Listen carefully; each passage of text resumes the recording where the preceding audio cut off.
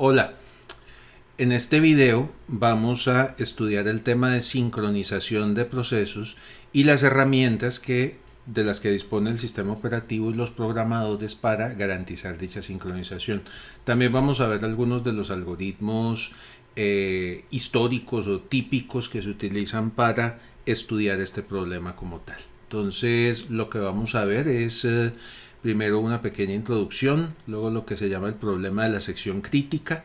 Vamos a ver la solución de Peterson al problema de la solución crítica.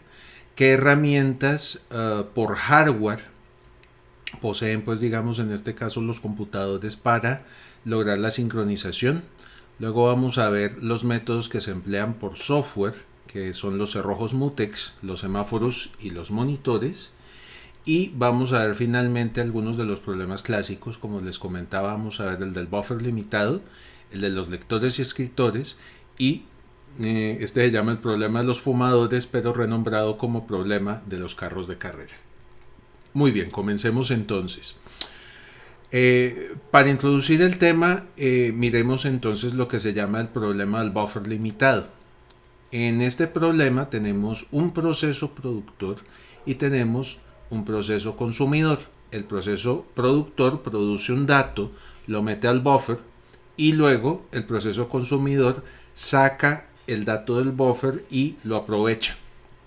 Entonces, ¿cómo funciona esto? Miren, es en un ciclo infinito que tenemos acá, se produce el ítem como tal, mientras el número o el número, que es una variable que tenemos acá, sea igual al tamaño del buffer, quiere decir el buffer está lleno, entonces nos quedamos acá en un ciclo infinito, es decir, sin hacer nada. En el momento en que estos dos números son diferentes, quiere decir que se desocupó una casilla del buffer, por lo tanto, entonces introduzco el dato al buffer, le sumo 1 a la variable de, en este caso al índice del buffer, que como ven ustedes es un buffer circular porque estamos empleando acá la operación módulo, y finalmente le sumamos 1 a número, indicando pues que hemos puesto un nuevo elemento allí. El consumidor a su turno, entonces si número es igual a 0, es decir, si el buffer está vacío, pues sencillamente se queda esperando aquí y no hace nada. En el momento en que ya hay elementos en el buffer, entonces él consume el elemento, le suma 1 a la variable out, que sería pues en este caso pues el que lleva la pista de cuántos ítems se han sacado del buffer. De nuevo acá buffer circular porque estamos empleando operación módulo, y le restamos 1 a número para indicar que hemos sacado un elemento. Si nos ponemos a ver nosotros esto, pues los procesos por separado funcionan perfectamente, pero si los vamos a poner a correr simultáneamente, es decir, digamos concurrentemente, vamos a empezar a tener problemas, especialmente con este par de operaciones, no más y no menos. Todo depende de cómo queden implementadas en el momento en que se compila el programa y cómo se intercalen las órdenes en el momento entonces que se ejecuten los dos procesos. Miremoslo con un ejemplo. Imaginemos que num está identificado así o implementado así. Tomamos un registro de la CPU y le igualamos a número, le sumamos 1 al registro y luego hacemos número igual al registro. Y para implementar num pues algo similar, tomamos un registro R2, le asignamos el número, le restamos 1 al registro y finalmente le asignamos a num el valor del registro. Ahora bien, imaginemos entonces que el sistema va a ejecutar las dos cosas al tiempo y en lugar de hacer secuencialmente estas y secuencialmente estas, las intercala como están acá. Entonces, ¿qué va a pasar? Miren, imaginen que en tiempo 0 actúa el productor y entonces registro 1 es igual a número, en el cual pues digamos registro 1, asumamos que registro 1 pues vale, o que número inicialmente valiera 6, entonces R1 queda valiendo 5. En tiempo 1, R1 es igual a R1 más 1. Entonces R1 será igual a 6. Ahora miren cómo intercaló esto digamos el sistema operativo en tiempo de ejecución. El consumidor entra a leer el valor de num, con lo cual R2 queda valiendo 5. Luego le resta 1, con lo cual R2 queda valiendo 4. Y fíjense en este caso, luego el productor hace número igual a R1, con lo cual número queda valiendo 6 en el productor, y el consumidor hace número igual a R2, con lo cual número queda valiendo 4 en el consumidor. Es decir, los dos valores se desincronizaron. Sencillamente por ese cambio de orden en las instrucciones se produjo una situación que en sistemas operativos se llama una condición de carrera.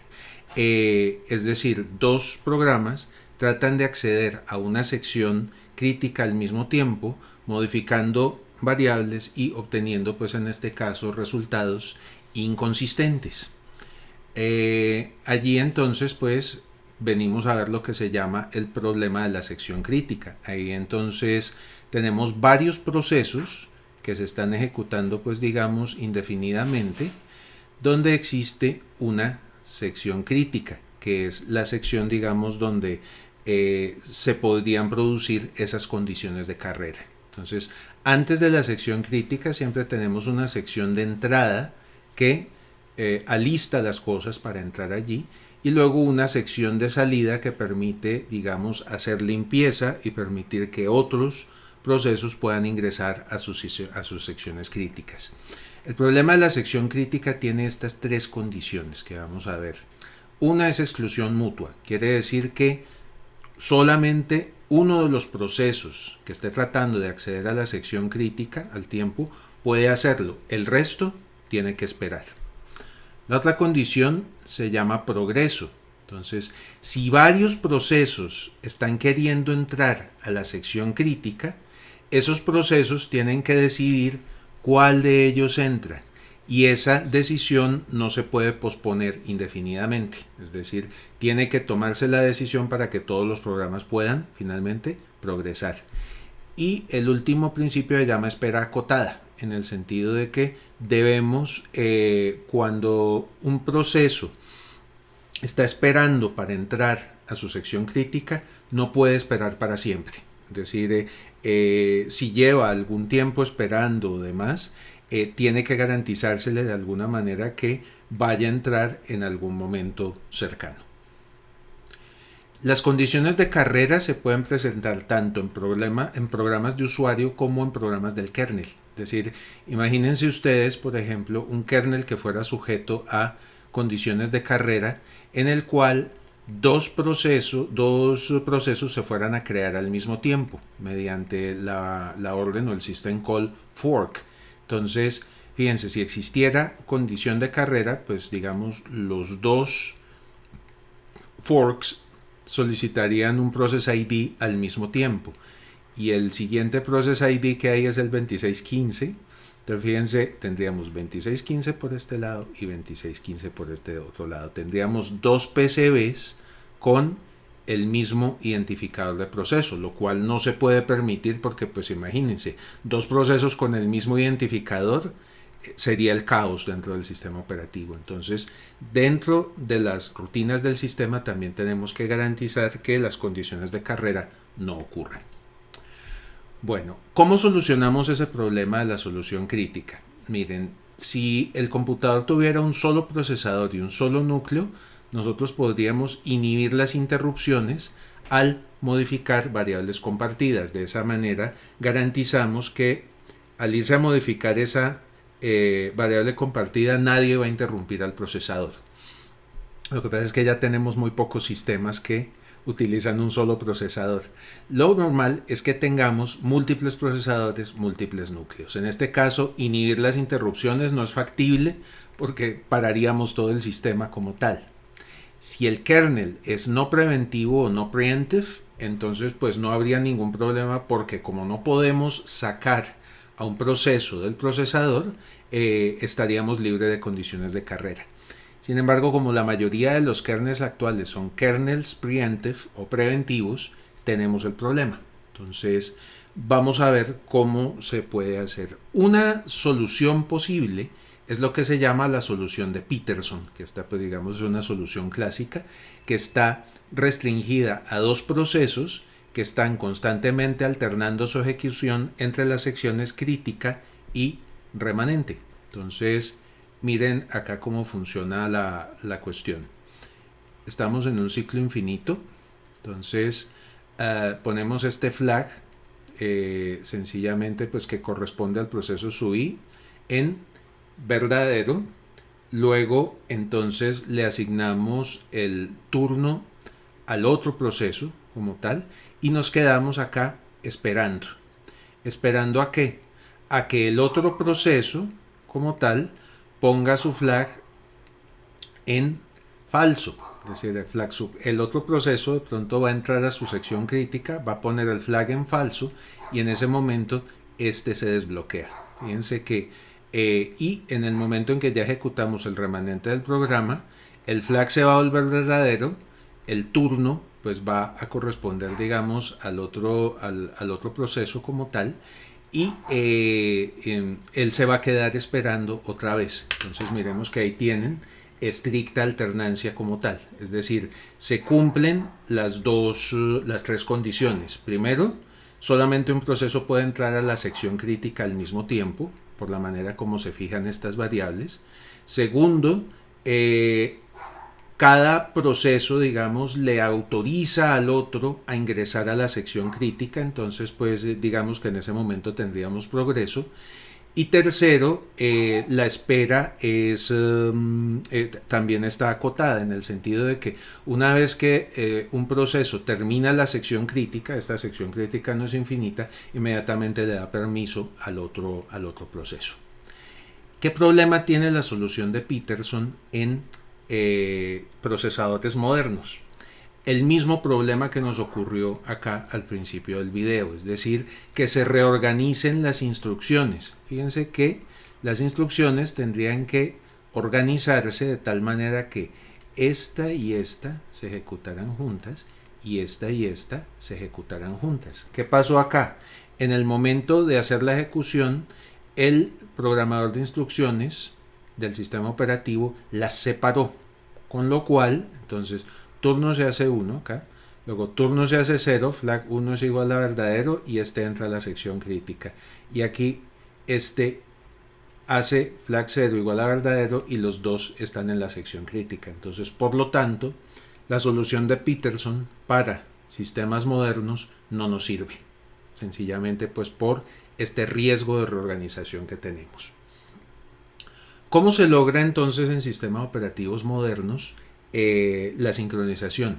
Mediante apoyos por hardware, es decir, instrucciones especiales que cumplen con la propiedad de que son atómicas, es decir, que solamente, mejor dicho, una vez que se ejecutan, no paran de ejecutarse hasta que se completan. Son muy cortas, pero tienen esa característica que son atómicas, es decir, uno no las puede separar. Algunos de los apoyos que existen, pues para que lo tengan, digamos, en este caso de cultura general, son las barreras de memoria, las instrucciones de hardware que permiten de intercambiar atómicamente palabras o, digamos, en este caso valores entre registros del procesador. Esas instrucciones se llaman normalmente test and set y compare and swap. Y tenemos las variables atómicas, que solamente, es decir, una vez ustedes entran a modificarlas, ya ningún otro proceso puede modificarlas hasta que tanto esa modificación no termina. Hay que anotar acá que estos mecanismos son complicados y normalmente no están accesibles a los programadores de aplicaciones. ¿Cómo puede acceder uno normalmente entonces a la sincronización? Lo puede hacer a través de tres métodos que vamos a ver acá. El primero se llama los cerrojos mutex. Mutex traduce por Mutual Exclusion, es decir, exclusión mutua. ¿Y en qué consiste un cerrojo mutex? Miren, una variable booleana y dos funciones que se llaman acquire y release, que son atómicas, es decir, una vez que uno llama a esta función acquire, ella se completa hasta el final, no se la puede interrumpir. Y release, la misma cosa. Entonces, cuando ustedes hacen acquire sobre un cerrojo, básicamente la variable booleana dice, mientras no esté disponible, nos quedamos acá en ciclo infinito, esperando. Y en el momento entonces en que ya quedamos acá esperando, ponemos disponible igual a falso como tal y terminamos la instrucción. El release, fíjense que pone disponible en true. Entonces yo normalmente lo que hago es decir, si tengo dos procesos, por ejemplo proceso 1 y proceso 2, entonces y los dos van a entrar a una sección crítica, entonces pues yo le puedo decir acá, por ejemplo, digamos que nuestro cerrojo se llama M por mutex, entonces yo acá le puedo decir acquire de M, ejecuto mi sección crítica y luego le digo release de M, listo. Y el proceso 2 pues también tendrá por acá sus instrucciones, hace acquire de M, ejecuta su sección crítica y luego hace release de M. Entonces ahí podrán ver que como la instrucción es atómica, aún si los dos procesos llegan al mismo tiempo, uno va a ejecutar el acquire como tal, va a poder entrar a la sección crítica y el otro va a tener que quedarse esperando porque pues en ese momento digamos la variable disponible se va a poner en falso y entonces el otro proceso se va a tener que quedar esperando hasta que su vecino pues haga el release como tal. Entonces funciona muy bien, eso pues, digamos como algo muy sencillo. ¿Qué desventaja tiene? Lo de la espera ocupada, es decir, en el sentido de que yo me quedo acá en un ciclo infinito. ¿Por qué entonces el problema? Porque los ciclos infinitos entonces hace que se desperdicien ciclos de CPU. Ese tipo de espera ocupada también se le conoce como un spin lock, es decir, como un bloqueo que gira, porque pues básicamente te quedas pues en un ciclo infinito. La gran ventaja que tienen los spin locks es como te quedas esperando y entonces no vamos a cambiar de proceso, no se ejecuta un cambio de contexto que puede ser más costoso para el sistema operativo y para el procesador. Entonces, si esa operación crítica va a ser de corta duración y en el spin lock yo me voy a quedar nomás unos cuantos ciclos, entonces puede ser una ventaja emplear la parte de los cerrojos, porque pues vamos a tener en ese caso, vamos a prescindir de unos cuantos cambios de contexto que pues nos perjudican a la velocidad.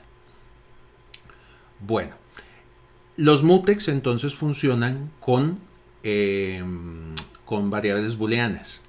Los semáforos, que son una construcción que empleó Dijkstra, uno de los grandes teóricos de la computación, emplean variables enteras. Y esas variables enteras entonces son accedidas por dos operaciones atómicas que son wait y signal. Entonces, el wait, ¿cómo funciona? Mientras que, es decir, sobre la variable atómica, mientras que S sea menor o igual que 0, es decir, no tengamos permiso para ingresar, nos quedamos esperando. Cuando ya S valga más que 0, lo decrementamos y termina acá la rutina. El signal lo que hace es incrementar la variable. Entonces en este caso pues digamos la rutina o la idea es la misma que la del mutex, pero un semáforo, si es en particular un semáforo contador, puede dejar entrar varios procesos al mismo tiempo. Entonces uno puede limitar en este caso la cantidad de procesos que podrían entrar a una determinada cosa. Normalmente, y en los ejemplos que vamos a trabajar acá, los semáforos entonces se manejan pues con los valores 1 y 0, en lo cual pues serían entonces digamos equivalentes a un mutex. Por último tenemos los monitores. Un monitor es un tipo abstracto de datos, es decir, podríamos imaginarlo como un objeto como tal, en el cual entonces tenemos unos determinados datos y tenemos unos procesos u operaciones que manejan exclusión mutua dentro de ese objeto como tal. El ejemplo que se me ocurre acá para los monitores son, y ustedes ya los han manejado en otros cursos, los métodos synchronize de Java. Es decir, que son métodos en los cuales no se pueden ejecutar determinadas partes al tiempo. Y pues en este caso, pues digamos, los métodos synchronized se encargan de eso como tal. Entonces, ahí los tenemos: mutexes, semáforos, monitores. Bueno, como ejemplos clásicos de de los de, digamos de los problemas de sincronización, vamos a ver entonces el ejemplo del buffer limitado y el ejemplo de los lectores y escritores. A continuación les voy a mostrar la implementación en Java del problema clásico de los productores y los consumidores, es decir, pues en este caso el buffer limitado. Entonces miremos cómo funciona la cuestión. Se declara una clase tipo cola que tiene dos métodos, uno que se llama obtener y otro que se llama insertar. Entonces, cuando el consumidor va a obtener un ítem de la cola, entonces lo primero que hace es hacer acquire sobre un semáforo del consumidor, pues en este caso. Entonces consume el ítem como tal y una vez que termina hace un release sobre el semáforo del productor para permitir en tal caso que el productor tenga acceso a la cola y pueda insertar ítems. Al mismo tiempo, miren, cuando en el método de insertar, cuando el productor va a hacer pues alguna operación, es decir, en este caso insertar un elemento en la cola, el primero obtiene el semáforo de productor, es decir, hace un acquire sobre el semáforo de productor, produce el ítem y luego hace un release sobre el semáforo de consumidor para que el consumidor diga, para darle permiso al consumidor a que acceda a la sección crítica y pueda consumir el ítem.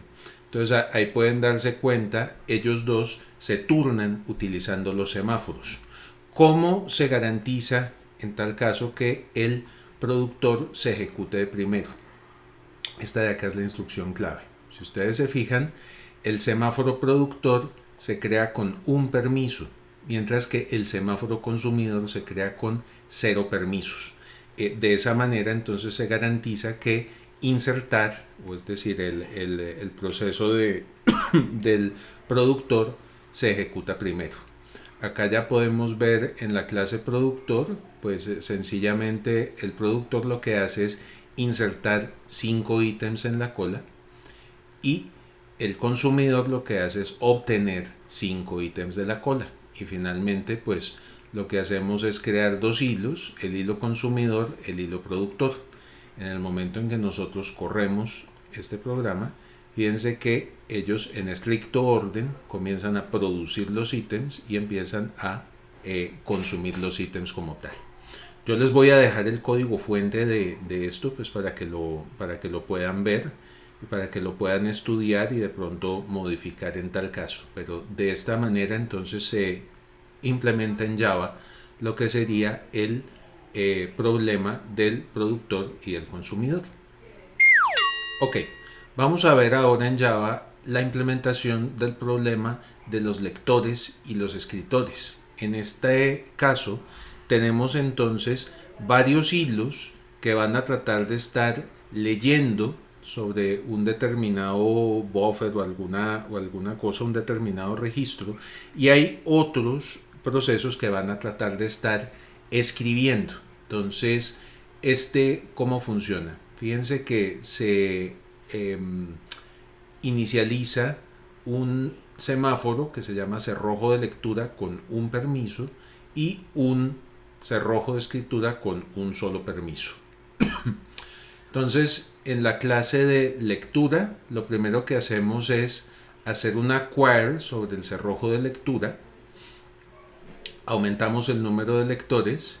Si soy el primer lector, entonces en este caso si el número de lectores es 1, entonces lo que hago es adquirir también el cerrojo de escritura, es decir, bloqueo a los escritores que quieran entrar. ¿Para qué? Digamos, esta manera como está implementado en este algoritmo, yo le estoy dando prioridad a los lectores sobre los escritores. Es decir, si llega a entrar un lector y hay más lectores esperando, él va a despachar primero todos los lectores antes de que pueda entrar el siguiente escritor.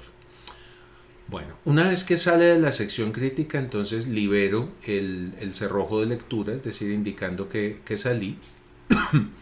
Efectúo la lectura como tal y aquí voy a salir, entonces, por lo tanto, adquiero de nuevo el cerrojo de lectura, disminuyo el número de lectores y si el número de lectores en ese momento es 0, entonces también libero el cerrojo de escritura para darle permiso a los escritores como tal. Y ahí salgo de la sección crítica.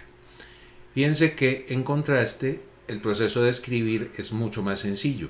Yo sencillamente lo que hago es adquirir el semáforo de escritura, hago la escritura y libero el semáforo de escritura. Pueden ver, el que tiene la lógica más complicada, pues en este caso es el lector, que es el que tiene, digamos, prioridad.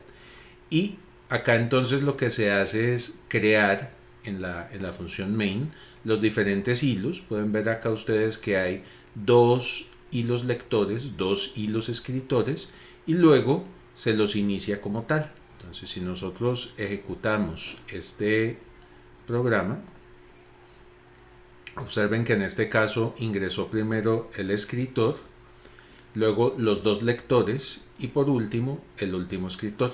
Yo les voy a dejar también el código de esto para que lo estudien, lo modifiquen, si quieren pongan distintos números de hilos lectores, de hilos escritores, cambien el orden y se fijen pues finalmente cómo se ejecuta esto. Y finalmente, como digamos ya parte de un problema un poquito más complejo, vamos a ver el que en literatura clásica se conoce como el problema de los fumadores, que digamos en este caso pues ha sido renombrado como el problema de los carros de carreras. ¿Cómo funciona esto?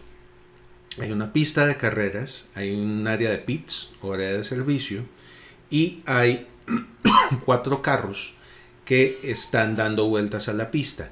Hay uno de ellos que tiene agua ilimitada, hay otro de ellos que tiene aceite ilimitado, hay otro que tiene gasolina ilimitada y hay otro que tiene llantas ilimitadas.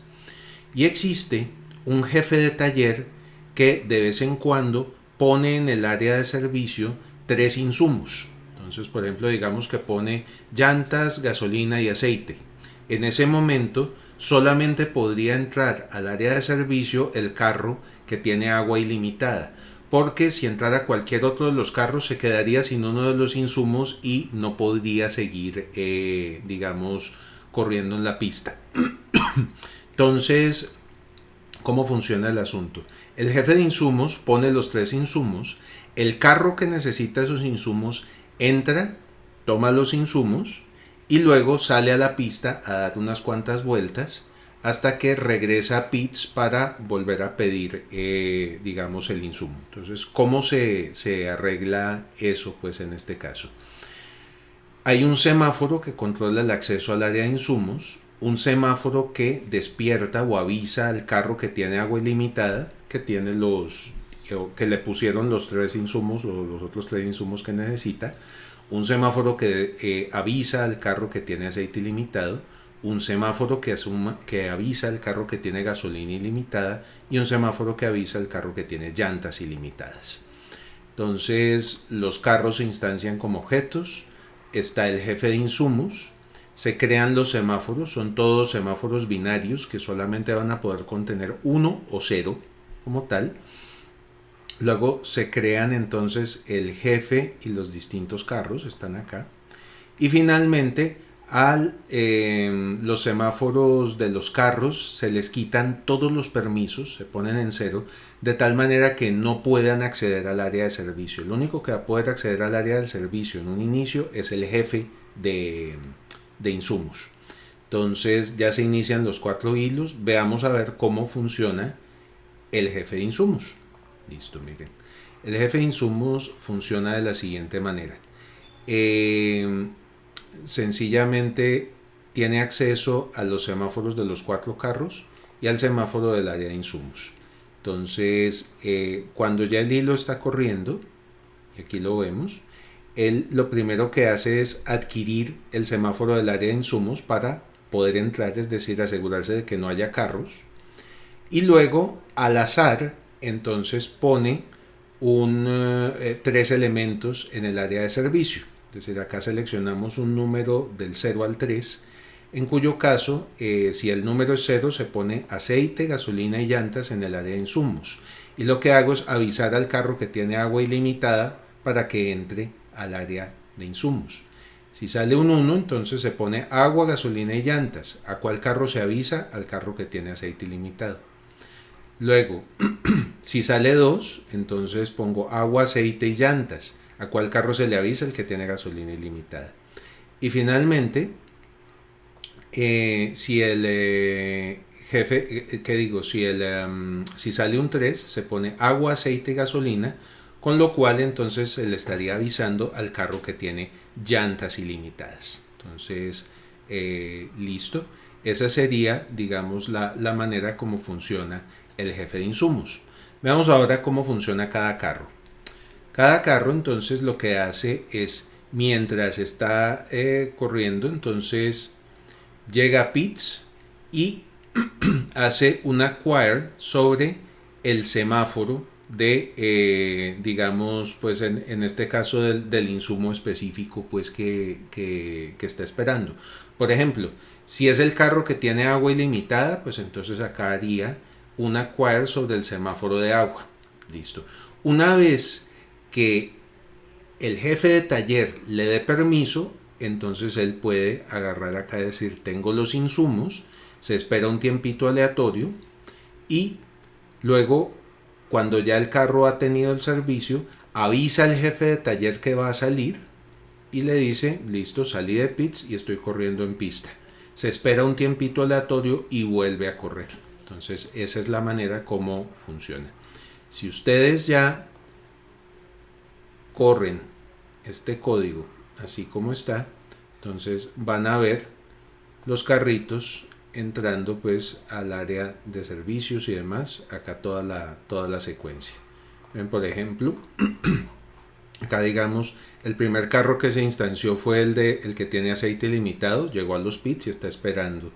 El carro 4, que es el que tiene llantas ilimitadas, está esperando insumos. Entonces ahora el jefe de insumos puso agua, aceite y gasolina. Como quien dice, en estos dos, bueno, en este caso el carro 4 ya tendría insumos para entrar, pero fíjense que acá se instanció el carro 1, que tiene agua ilimitada, este se queda esperando. El carro 3, que tiene gasolina ilimitada, también se queda esperando. El carro 4, finalmente acá, tiene los insumos, entonces pues ya luego sale de pits y se pone a correr en pista. Y mientras tanto el jefe de insumos, que ya le han avisado, pone aceite, gasolina y llantas. ¿Cuál carro puede entrar? El que tiene agua ilimitada, es decir acá el carro 1, mirenlo, acá está. El 4 mientras tanto ya dejó de dar vueltas y está esperando insumos. Mientras tanto el carro 1 salió de pits y el jefe de insumos entonces ya pone aceite, gasolina y llantas, con lo cual bueno, otra vez el carro que tiene agua ilimitada puede volver a entrar. Y así pueden entonces ustedes mirar cómo funciona. Yo les voy a dejar también el código de esto para que lo carguen en su IDE favorito, lo revisen, miren cómo se ejecuta y pues tengan oportunidad de pronto de meterle la mano al código, poner algún otro carro más, algún otro insumo más para que vean pues cómo funciona. Bueno, muy bien. Eso entonces sería toda la clase de hoy. Espero pues que el video haya sido de su agrado Que estén muy bien y nos vemos en el próximo.